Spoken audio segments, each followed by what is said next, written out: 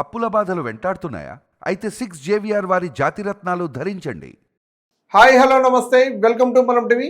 నేను మీ సాయి. ప్రస్తుతం మనతో పాటు senior political analyst doctor Bharat Reddy గారు మనతో పాటు ఉన్నారు. సార్తో మాట్లాడదాం. సార్ నమస్తే. నమస్తే సార్, వైఎస్ జగన్మోహన్ రెడ్డి గారు పల్నాడు టూర్ విష్ చేయడం జరిగింది నిన్న.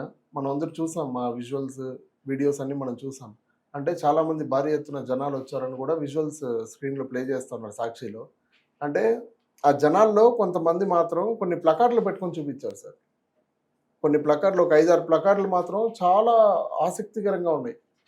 2029లో గంగమ్మ తల్లి జాతరలో ఏట తల్లులు నరికినట్టు రప్ప రప్ప నరుకుతాం ఒక్కొక్కడిని. ఆ భాష నేను వాడకూడదు ఇక్కడ. ఆ మాటలు కూడా ప్లకార్డులో రాయడం జరిగింది. దీని మీద నిన్న రిపోర్టర్ వైఎస్ జగన్ గారితో చెప్తే జగన్మోహన్ రెడ్డి గారు కూడా చెప్పారు.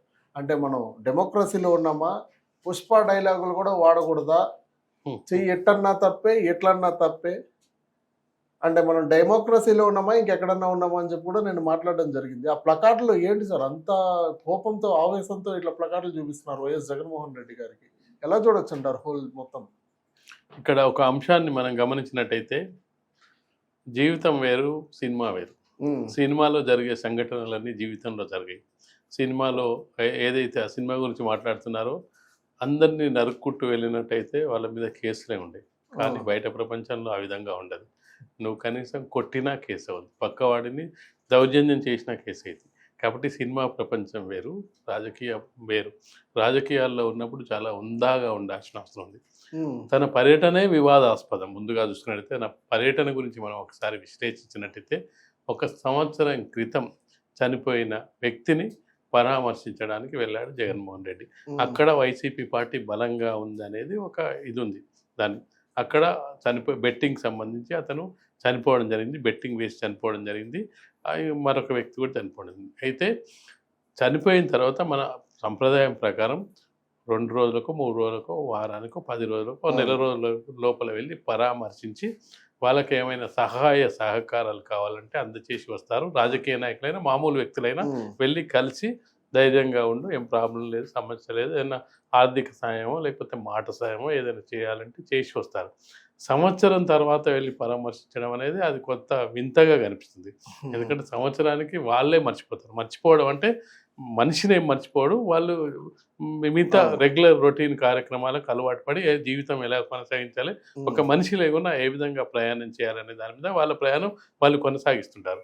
ఆ సందర్భంగా వెళ్ళిన సందర్భంగా అత్యుత్తాంశం అక్కడ ముందే చెప్పుకున్నట్టుగా అక్కడ వైసీపీ కొంత బలంగా ఉందని చెప్తున్న నేపథ్యంలో వాళ్ళ నాయకుడు, అధినాయకుడు వచ్చిన సందర్భంలో ముఖ్యంగా ఎవరైనా పార్టీ నాయకుడు వచ్చినట్టయితే ఆ కార్యకర్తల్లో ఉత్సాహం ఉంటుంది. ఆ ఉత్సాహంగా స్లోగన్స్ ఇస్తూ ఉంటారు, కాబోయే సీఎం అని చెప్తారు, మళ్ళీ మనదే అధికారం అని చెప్తారు. ఇవన్నీ చెప్తున్న క్రమంలో ముందే చెప్పారండి సార్, 100 మందికి అలో ఉంది, మీరు కావాలంటే ఒక 10 బండ్లో రండి, 100 మందితో అలో ఉంది మీకు. ఇది ఒక చిన్న గ్రామం, ఇంత వేల మంది వస్తే ఇక్కడ మేము పోలీసులు ప్రొటెక్షన్ ఇవ్వలేము, అయినా చెప్పినా వినకుండా వచ్చినారని చెప్పి పోలీసులు మాట్లాడుతున్నారు. పోలీసులు ముందుగా అనుమతి ఇవ్వలేదు. తర్వాత వీళ్ళు అడిగిన తర్వాత వాళ్ళకు కొంత షరతులతో కూడిన అనుమతులు ఇవ్వడం జరిగింది. కొంతమందికి అనుమతులు ఇవ్వడం జరిగింది. అయినప్పటికీ ఎక్కువ మంది వచ్చారు. సరే, అది జరిగిపోయింది. ఆ ర్యాలీలో చూసుకున్నట్టయితే ఈ ప్లే కార్డులు పట్టుకొని ఏదైతే పుష్ప డైలాగ్ సంబంధించి గంగమ్మ జాతరలో రప రప చేస్తామని చెప్పడం జరిగింది. దానికి కొంత విమర్శలు రావడం జరిగింది. అయితే నిన్న పత్రికా సమావేశంలో తను సెలెక్ట్ చేసుకున్న అందరినీ పత్రికా సమావేశాలకు వైఎస్ జగన్మోహన్ రెడ్డి పిలవలేదు.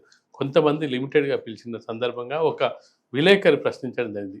ఈ విధంగా పార్టీ కార్యకర్తలు ఈ విధంగా చెప్పారని చెప్పిన సందర్భంగా అది పూర్తి డైలాగ్ ఏంటి అని చెప్పి మళ్ళీ చెప్పే ప్రయత్నం చేయడం జరిగింది.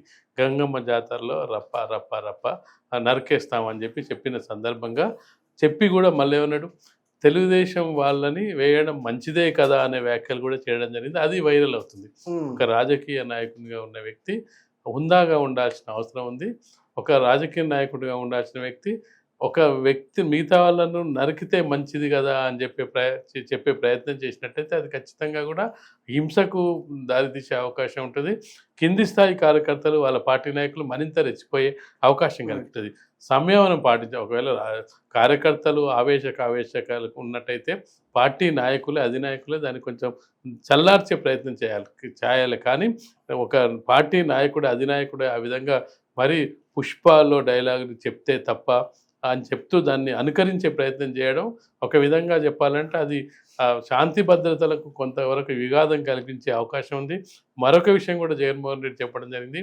అతను గతంలో టీడీపీ కార్యకర్తగా ఉన్న వ్యక్తి మన పార్టీలో చేరి అభిమానంతో మన పార్టీలో చేరి వాళ్ళని నరికేస్తా అంటున్నాడు. అందులో మంచిదే మెంబర్షిప్ కార్డు కూడా ఉందండి సార్ టీడీపీలో. అంటే ఇప్పుడు టీడీపీ పైన వ్యతిరేకత ఉంది, అందుకే మన వైసీపీకి వచ్చి మనకి సానుభూతి తెలుపుతూ మనకు సహాయం చేస్తున్నాడు.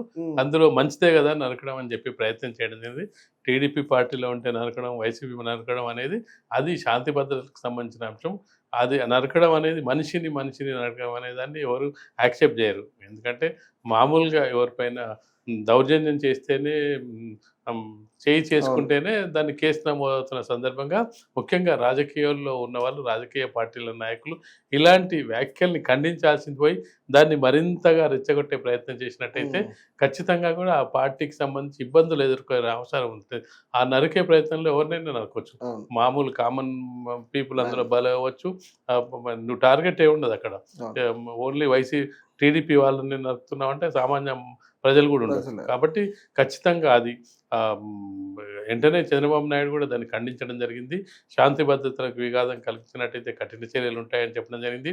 ప్రశాంతంగా ఉన్న రాష్ట్రాన్ని రావణ కష్టంగా చేసే ప్రయత్నం చేస్తున్నారు. పెట్టుబడులు రాకుండా, పారిశ్రామికవేత్తలు రాకుండా జగన్మోహన్ రెడ్డి ప్రయత్నం చేస్తున్నారు.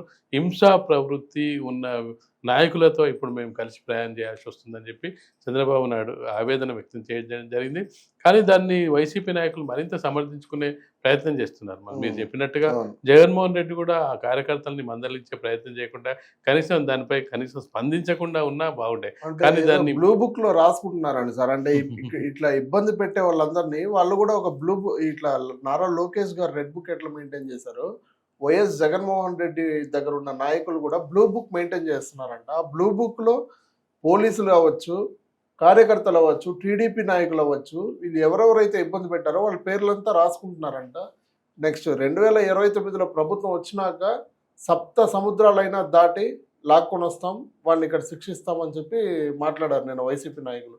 అంటే నిజంగానే బ్లూ బుక్ లో రాసుకున్న వాళ్ళ పేర్లు ఎవరెవరిది ఏంటి? మొత్తానికి బ్లూ బుక్ అయినా రెడ్ బుక్ అయినా ఏ బుక్ అయినా ప్రభుత్వానికి చట్టాన్ని తన చేతులకు తీసుకునే అధికారం లేదు. కేసు నమోదు చేసేంత వరకే ప్రభుత్వం డ్యూటీ. అది పోలీసు అధికార డ్యూటీ. శిక్షించడం, శిక్షించకపోవడం అనేది న్యాయస్థానాల విధి. డైరెక్ట్గా ఎవరు ప్రభుత్వం చంద్రబాబు నాయుడు, జగన్మోహన్ రెడ్డి వెళ్ళి ఎవరిని కొట్టి రమ్మంటే, చంపి రమ్మంటే ఆ అధికారం లేనే లేదు. అది ఎవరి మీద అయితే వీళ్ళు ఇబ్బంది పెడుతున్నారు అనుకున్న వాళ్ళు బ్లూ బుక్లో రాసుకుంటున్నారో వాళ్ళందరి పేర్లు పోలీసు అధికారులకు ఇచ్చి చట్టబద్ధంగా, న్యాయబద్ధంగా దాన్ని వాళ్ళని శిక్షించాల్సి ఉంటుంది. ఒకవేళ ఆ విధంగా తప్పు చేసినట్టయితే, అధికారులు తప్పు చేసినా, రాజకీయ నాయకులు తప్పు చేసినా, ఎవరు తప్పు చేసినా అందులో ఎవరు వదిలిపెట్టే ప్రసక్తే ఉండదు. ఖచ్చితంగా కూడా చట్ట పరిధికి అధిగమించి ఎవరు తప్పు చేసినా వాళ్ళు పోలీసు అధికారులైనా రాజకీయ నాయకులైనా వాళ్ళకి శిక్ష పడే అవకాశం ఉంటుంది. శిక్షను స్పీడప్ చేసే అవకాశం ఉంటుంది. కానీ ఎలాంటి తప్పు చేయకుండా శిక్షించే అధికారం వీళ్ళకు ఉండదు. తప్పు చేసిన వాళ్ళను వదిలిపెట్టే అవకాశం వాళ్ళకు ఉండదు. కాబట్టి ఖచ్చితంగా నువ్వు ఏ బుక్ రాసుకున్నా చట్టపరంగా వెళ్ళాల్సిందే. దానికి నీ పోలీసు వాళ్ళు కూడా ఎక్కువ రోజులు వాళ్ళ దగ్గర ఉంచుకోలేరు. ఖచ్చితంగా 24 గంటలలోపు కోర్టులో సబ్మిట్ చేయాలి. ఎవరి మీద కేసు నమోదైనా కోర్టు అనుమతితోటే రిమాండ్ తీసుకోవాలి. కోర్టు అనుమతించకపోతే రిమాండ్కి తీసుకునే అవకాశం లేదు, ప్రశ్నించే అవకాశం కూడా లేదు. ఖచ్చితంగా బెయిల్ ఇచ్చేది కూడా కోర్టే. కాబట్టి ఖచ్చితంగా వ్యవస్థలు ఏ వ్యవస్థ దానికి అనుగుణంగా పనిచేస్తుంటుంది. రాజకీయ వ్యవస్థ ఏం చేయాలి, న్యాయ వ్యవస్థ ఏం చేయాలి, ప్రభుత్వం ఏం చేయాలి, ఇవన్నీ కూడా మన రాజ్యాంగంలో ఏ విధంగా ఉందో ఆ విధంగానే నడుస్తుంటుంది. కాబట్టి సొంత రాజ్యాంగం, రెడ్ బుక్లు, బ్లూ బుక్లు, ఈ బుక్ల ఆధారంగా రాజ్యాంగం నడవదు. కాబట్టి ఖచ్చితంగా సరే ఏదో ఆవేశంలోనో ఆతృతతోనో మా ప్రభుత్వం వస్తే అది చేస్తాం, ఇది చేస్తాం అవి చెప్పే మాటలే తప్పిస్తే, కానీ హింసా ప్రవృత్తిని, హింసను ప్రేరేపించే పనులు ఏ రాజకీయ నాయకుడు కూడా చేయకూడదు. చేసినట్టయితే అది తిరిగి వాళ్ళకే చుట్టుకునే అవకాశం అయితే కనిపిస్తుంది. Right, thank you sir.